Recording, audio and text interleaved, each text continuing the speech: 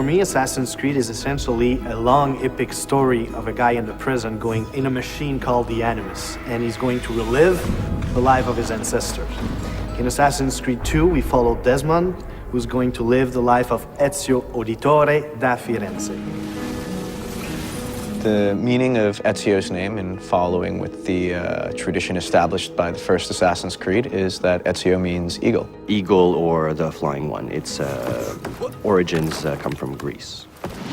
He's a young noble from Florence at the beginning of the game. He's studying to follow in his father's footsteps. His father, as far as we know, is a banker. As a rich boy in Florence, he doesn't really see the hardships of the peasants and other poor people.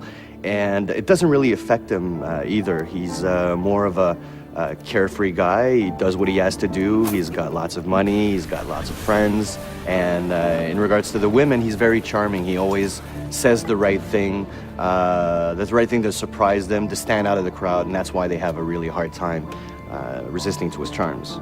Ezio is a typical Italian nobleman in many ways. He's a fiery, violent, proud personality. He's terribly proud of his family. He deals with noble people and with peasants in a very polite and courteous way, even if he's about to stick a hidden blade in your skull, right? He has a very strange talent that his father is aware of, which is the eagle vision from the first game. Nobody really knows how come he has that, but we sort of find out in the game.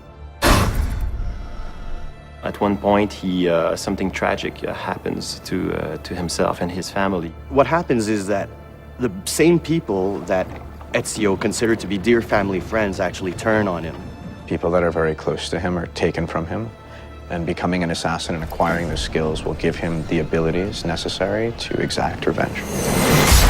When you're used to just living free and living without a worry in the world, and all of a sudden the entire Florentine army is looking for you, and you have to protect your mother, you have to protect your sister, and you have to defend yourself, changes everything in his life.